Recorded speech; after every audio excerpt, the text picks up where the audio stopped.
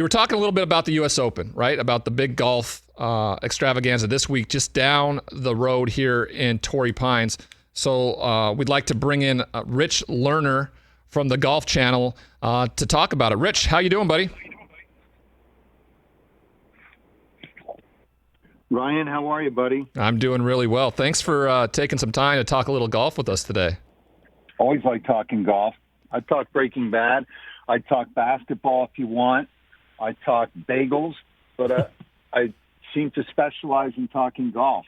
My wife would say you specialize in talking, period. I'm one of those dudes who I come home and I can't quite drop the announcer shtick. Hi, honey, I'm home. Hey, what's for dinner? Oh, my, that chicken looks outstanding. That's chicken 3 of the last 4 nights, 5 of the last 9. I'll be back for dessert after this timeout and a word from Valvoline. I tend to do it with my kid a lot, too, about, just enunciating. And there's been many a time over the last year, because I've been doing a lot of radio at home, he says, Dad, you're too loud. You're too loud. And so I fully get that point of things. Speaking about loud, what Phil Mickelson did a few weeks ago at the PGA Championship as a 50-year-old man in dominating fashion on the longest setup in PGA Grand Slam golf history. He heads into this event at home on a course he's won at before the redo, of course, and is a 70-1 underdog. What do you think Phil's chances are this weekend, starting up on Thursday? I mean, look, it's a good question. The odds for anybody to win back-to-back majors are long, right? It's just too hard. It's too deep now. So let's jump forward here. Let's dream a little bit. Let's play the if he does pull this off game. What are we looking at then?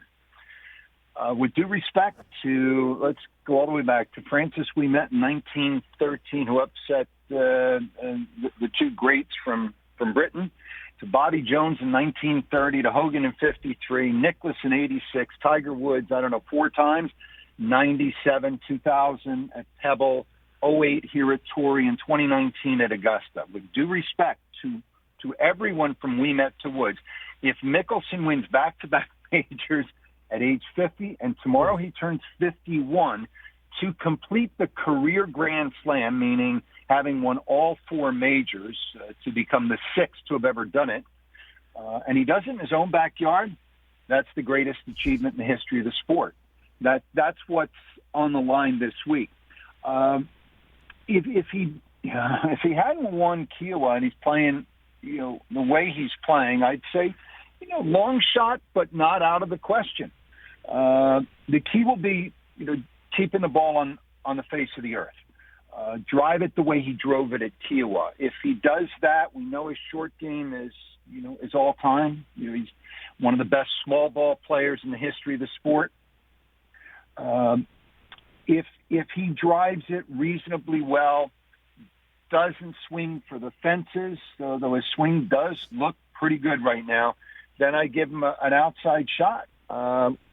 And man, if he's there on Sunday, this place is going to be bananas. I say that wherever Phil could play on Mars, and it would feel like a home game, let alone here in San Diego. He grew up in Rancho Santa Fe. I mean, it's such a great story. He won the Junior Worlds here 41 years ago. They played his first professional event here in the late 80s. The fact that he is still relevant at this age, I think, speaks to a few things. His passion for the sport, for what he does, is still as robust as ever. He's not jaded in any way. He's chasing it as if he were a rookie. He's still curious. He's willing to experiment and risk. He's as into it, for lack of a better phrase, he's as into it as he's ever been. And then I think the other key, and you can see this plainly on your television screen, is he is as fit today at almost 51 as he was at 30. In fact, he's in better shape. Go look at the pictures. He was heavy and heavier than I think he would have liked to be. 20, 25 years ago. He's flexible. He has a long swing, which is great for longevity. And he's still driven. And I think, the last factor here is, he spent an entire career in Tiger Woods' shadow. And the two are still lording over the sport, which is mind-boggling. We're here at Torrey Pines, and we're doing a lot of reflecting this week on what happened in 2008, because you can't help but do it. It was one of the 3-4 greatest majors. It's a debate for another day, of all time. And Tiger's not here. And now Mickelson arrives, and all eyes are on Phil. In fact, I can't recall a major outside of anything Tiger ever played in, right? Because, Tiger's different, where the focus was so squarely on one person, as it is this week on Phil. So this is 30 years on. He won his first tour event in 1991 as an amateur. And he is still, along with Tiger in a way, still lording over the sport. These are two, and this is stating the obvious, but I state this to make a point, that the caliber of star, these are two enormous television stars, Tiger and Phil. And it takes time, but there's no one in this newer generation has identified themselves as a star of this magnitude, charismatic, good players, likely great players. I mean, we have some guys who are headed for 5, 6, 7 majors when all is said and done. But we're still fixated on Phil. Yeah, it's he was an exceptional person when I was in San Diego with the Chargers going through my tough times. He was a guy that, simply was supportive in every realm. And I remember him so fondly, meeting his family, Tina and his brother who's on his bag now, and Amy as well. So if he does win, I'm going to be $70,000 richer. Just put it that way, everybody. One other thing, Ryan, about Phil, all these years following him, in a way, it's been like following your favorite team. Like, pick your squad. If you're a Warriors fan, if you're a Red Sox fan, a Phillies fan, whatever it is, over the course of your lifetime, you root for them, and they're going to break your heart. Right. They're going to miss a 35-yard field goal down to with 4 seconds to go in the Super Bowl. They're going to just crush you. But they're going to hit a grand slam in the bottom of the ninth, Game 7 of the World Series. That's Mickelson, right? He's walked arm in arm with calamity on one side and glory on the other for a long time.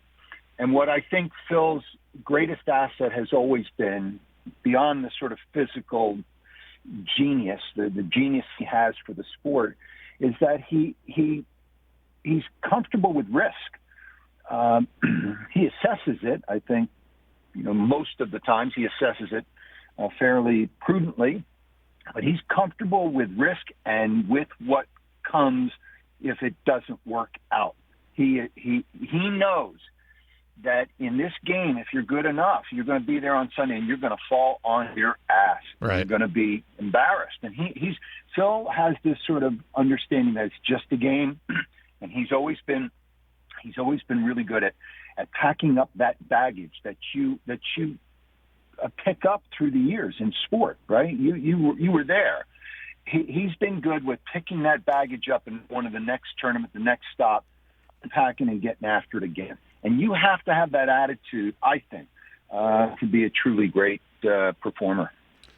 Yeah, you do, your ability to have a quick memory. We're talking with Rich Lerner here, talking about the U.S. Open. Phil Mickelson, he's from the Golf Channel. All right, so if not Phil, who? There are a bunch that are always around. I always feel like in this day and age, anybody who enters, who was qualified for this U.S. Open, is capable of winning it. Who are the guys that everybody's really keeping an eye on this week heading into Torrey Pines? You look at the recent winners of the U.S. Open, and for whatever missteps the USGA may have made in recent years, agronomic issues at Chambers Bay, that whole location at Shinnecock Hills in 2018. They have identified, you could argue, the best players. So in 2015, it was Jordan Spieth, then it was Dustin Johnson, then Brooks Koepka won back-to-back, and Gary Woodland, and last September at Wingfoot, it was Bryson DeChambeau. So I would counsel people look at if not the chalk, then the premium guys. It's a long, muscular, straightforward golf course, which they're almost all familiar with because they play here at the Farmers Insurance in January. Though Brooks missed the cut last weekend, you can't look past what he does at major championships. He's far and away, going back to 2017, far and away the best player at major championships. Just has a different mindset, and I'll go there because it's too obvious right now, given what's gone on between the two. But Bryson's a guy you have to look at. Long golf course. I think he'll take advantage of his length. The rough is up, but it was up as well at Wingfoot, and he putted extremely well at Wingfoot in winning. If Spieth's ankle is okay, I always like Jordan. I think Jordan's all the way back. I think Xander Schauffele may have finally figured out how to play this golf course. He was born and raised here. So Xander's a guy I think you take a look at. I mean, you can keep going, but I won't bore you. Take a look at your top 20 players in the world and work within that, I would say. I like it. Rich Lerner from the Golf Channel here. We've been discussing on the show just the pseudo feud that has been going on between Bryson DeChambeau and Brooks Koepka, and how the media and how the fans and everybody has picked up on it and actually thrown more gasoline on it than probably either one of the two have actually intended on their parts. What's been your thought in moving the game of golf forward because it's talked about more, or is it something that as everybody knows, Bryson's a different cat, right? And when you're different, sometimes you're mocked and not looked upon the same way. And I've seen it differently with how Brooks has handled this and how his fan base has kind of followed up in the process. Right. They're not going to be paired together. Right. The groupings are out, so I know a lot of people wanted to see that. I have a few thoughts on this. I understand it's a different time now, and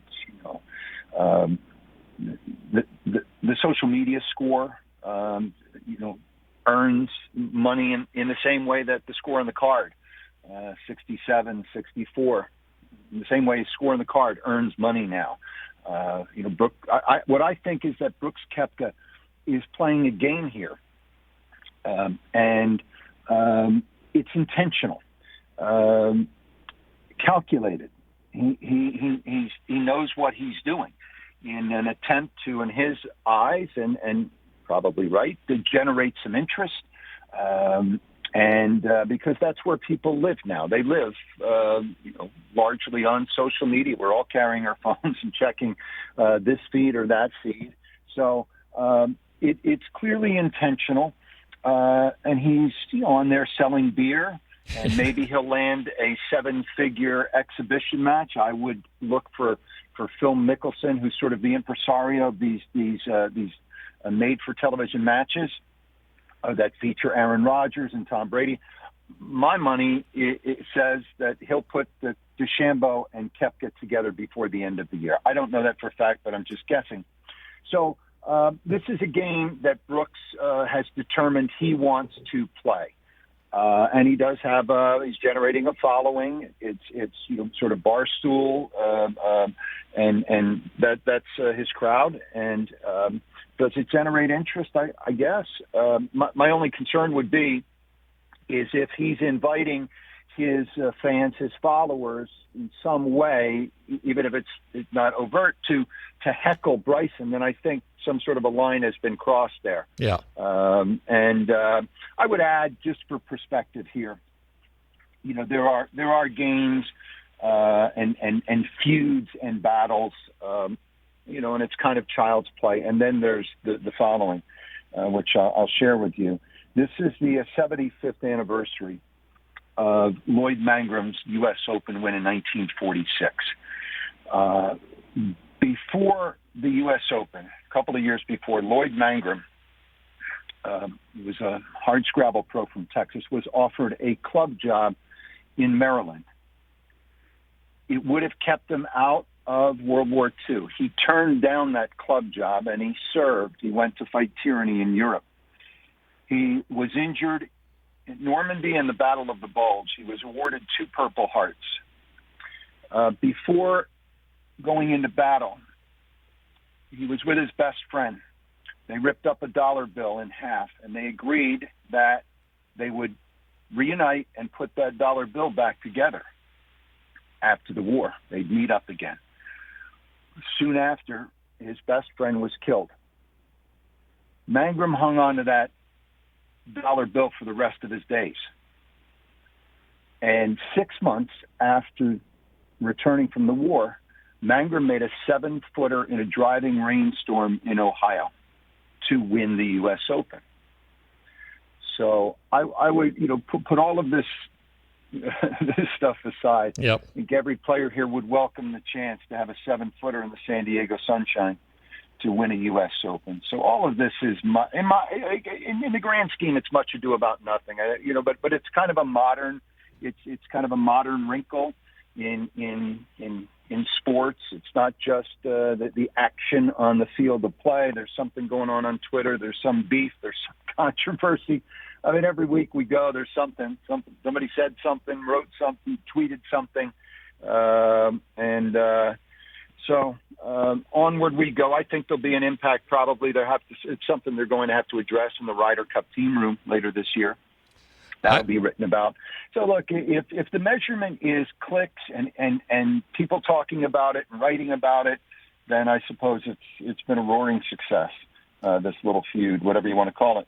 But I don't put a lot of stock in it. I prefer my rivalries to be played out on the course. I'd love to see them together late Sunday in the final group. Then we'd really have something. Me too. That could happen. That could happen because look, these two have won 3 of the last 4 U.S. Opens. They're both phenomenal talents. I mean, just phenomenal. Strong dudes, great competitors. All of that. And, I think some of this goes back to a few years ago when Brooks won 2 majors in 1 year and was left off ESPN's list of dominant athletes. He had a legitimate gripe. Right. You win 2 of these things in 1 year, you're dominant in your sport. And I think Brooks determined at that point in time that he was going to be heard, not simply with his golf clubs, but in the more modern ways. That athletes are putting themselves in front of the public, and I think he's in some ways cleverly figured out this is where you can do it, poke and tweak and troll a little bit, and in his eyes probably have a little fun. But again, I think if we're out there on Thursday or Friday and Bryson's getting heckled, then it's a little bit of a problem. I would suspect the security will be on the lookout for all of that this week. We'll see how it goes. Well, I can tell you something, Rich. You are a hell of a storyteller. I had never heard that story about the 75th anniversary of the U.S. Open. Lloyd Mangrum was some kind of human being. Well, yeah, everybody who isn't living in this generation who went through those types of things and our fathers, that's the generation. We'll never sacrifice what those men and women did for us. So I'm looking forward to this. What really is a battle, right, Ryan? Yep. What really is a battle? We talk about there's a battle or there's a feud. Yeah, this really is. It's all relative. It is all relative, and I appreciate you telling that story. Rich Lerner, everybody, from the Golf Channel. Enjoy sunny San Diego this week, my friend. Thank you, Ryan. I appreciate it. Hey, you watched all the way to the end. Thanks for that. Watch more right here.